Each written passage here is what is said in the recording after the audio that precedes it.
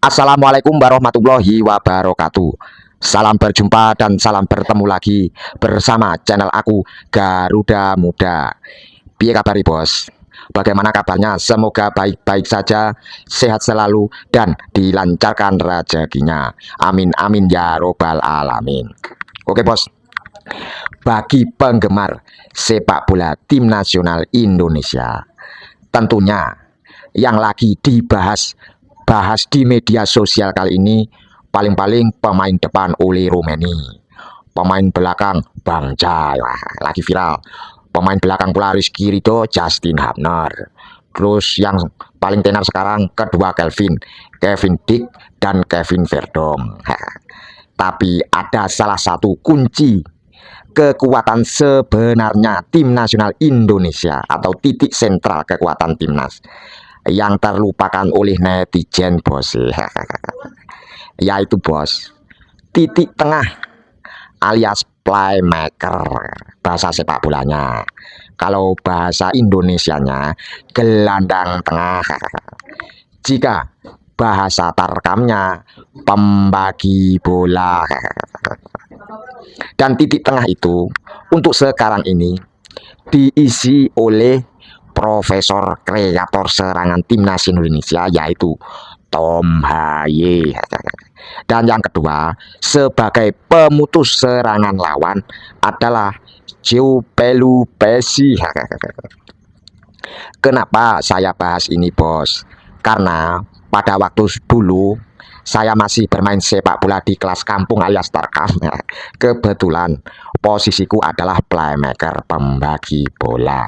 Jadi sedikit banyak saya sudah tahu tentang tugas-tugas sebagai pemain tengah bos.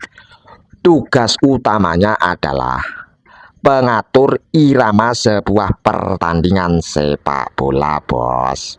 Jadi bos, kekuatan sebuah tim sepak bola itu pada titik tengahnya bos. Jika titik tengahnya lebih berkualitas dari lawan, maka serangan dan peluang-peluang untuk menciptakan gol akan semakin banyak bos. Jika kualitas titik tengah dari sebuah tim itu lebih lemah, maka jantung pertahanan sebuah tim akan kedodoran bos. Makanya titik tengah itu sebagai titik yang paling sentral bos, titik kunci.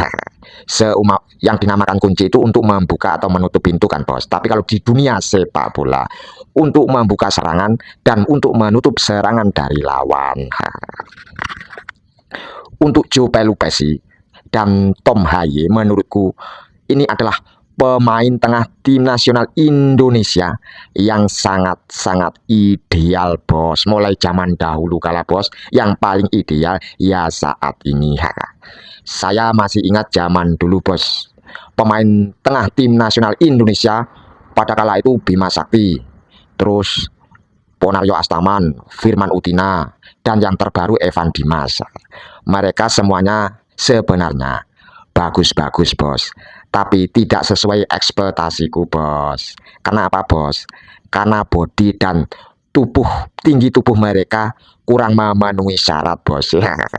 Makanya kalau piala AFF mereka di awal selalu menang dan menang terlebih dahulu waktu dulu bos. Di titik final bertemu Thailand, mereka akan selalu kalah karena Thailand itu selalu menggunakan playmaker yang tinggi jangkung bos dari dulu. Dan timnas dahulu bos, jika di Piala Asia selalu bernasib sial jika ketemu pemain-pemain dari Timur Tengah bos, negara-negara Timur Tengah. Karena apa bos? Karena tinggi badan dan body itu bos. Tapi untuk saat ini Joe Pelupesi dan Tom Haye mantul bos, sesuai ekspektasiku. Sudah tinggi badannya, bodinya bagus. Tom Haye kira-kira tingginya 187 sebagai kreator serangan. Dan Joe Pelupesi kira-kira 181 kalau nggak salah bos, sebagai pemotong serangan dari lawan. Kedua pemain ini bos mengingatkanku pada satu klub kebanggaanku pada waktu itu di Liga Italia, yaitu AC Milan. Kalau nggak salah pada tahun 2000-an hingga 2005 bos. AC Milan itu adalah tim tersukses di Eropa bos. Bahkan pada waktu itu Dia menjuarai Liga Champion berturut-turut 2 kali dan runner up berturut-turut 3 kali, Bos. Pemain tengahnya kala itu, Bos, yaitu Andrea Pirlo dan Emmanuel Rui Costa. Jadi Emmanuel Rui Costa itu seniornya Andrea Pirlo. Rui Costa dari Portugal, Andrea Pirlo dari Italia. Mainnya di AC Milan.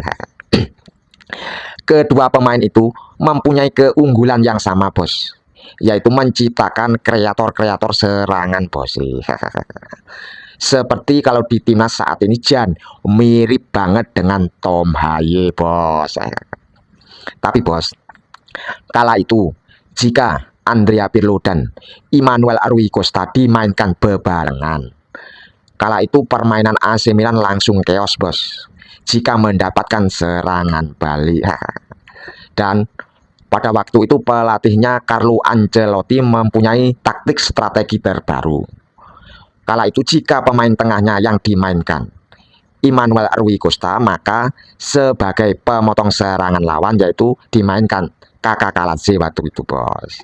Tapi jika yang dimainkan Andrea Pirlo sebagai kreator serangan, maka yang dimainkan untuk perebut bola atau duel-duel pemotong serangan lawan Gennaro Gattuso. Dan kala itu permainan AC Milan langsung benar-benar stabil, Bos. Dan kemenangan demi kemenangan telah diraihnya hingga berturut-turut mendapatkan trofi Scudetto dan trofi Liga Champion, Bos. Memang benar, Bos, kalau kedua lini tengah mempunyai kemampuan yang hebat, keunggulannya sama, dimainkan bareng, itu tidak stabil pada sebuah tim sepak bola. Harus ada pembeda, Bos, jadi saling melengkapi.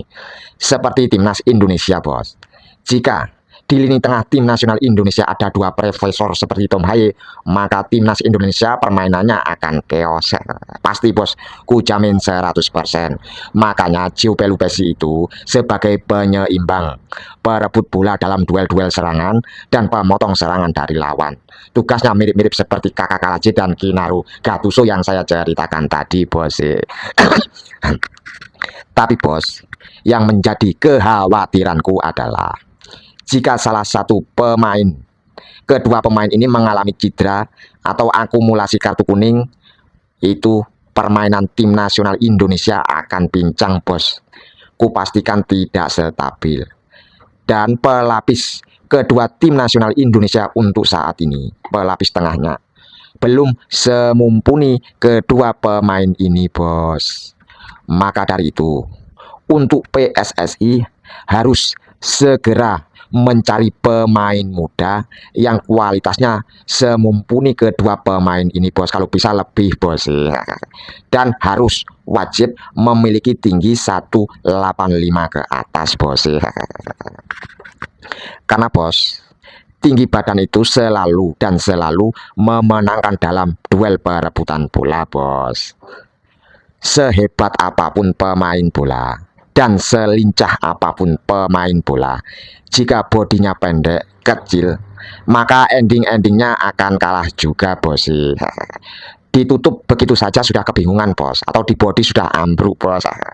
Sebagai contoh kecil aja, Bos, juara tinju kelas bulu melawan petinju kelas berat tapi yang paling rendah, yang tidak juara, diadu, pasti juara petinju kelas bulu itu akan hancur lebur, Bos. Begitulah, Bos, ibaratnya, Bos. Makanya PSSI harus mencari segera pengganti kedua pemain ini, Bos. Karena apa, Bos? Usia Giuseppe Lupesi dan Tom Haye saat ini adalah titik puncak pesepak bola, Bos, masanya, Bos. Masa-masa puncak. Mungkin 1 tahun, 2 tahun, atau 3 tahun ke depan, paling kalau 3 tahun nggak nyampe, Bos, pasti kemampuan mereka akan menurun dan melemah. Jika tim nasional Indonesia tidak menemukan bakat-bakat seperti itu, akan chaos, Bos, untuk kedepannya. Kalau yang saya lihat, Bos, di Liga 1 itu yang corak permainannya mirip Giuseppe Lupesi adalah Hanif Syahbandi, Bos, pemain tengah dari Persija. Tingginya kalau nggak salah 181 boleh lah. Dia selalu memenangkan duel-duel di lapangan tengah, Bos. Tapi kalau untuk Tom Haye kayaknya di Liga 1 belum ada yang semumpuni pemain ini, Bos. kita doakan aja bos untuk kedepannya. Semoga tim nasional Indonesia segera lebih cepat lebih baik harus menemukan bakat-bakat muda yang kemampuannya semumpuni kedua pemain tengah ini bos. Oke bos, cukup sekian tentang membahas playmaker atau pemain lini tengah atau gelandang tengah atau pembagi bola untuk tim nasional Indonesia. Oke, salam berjumpa lagi di lain hari dan salam bertemu lagi di lain hari dan salam olahraga. Mantap.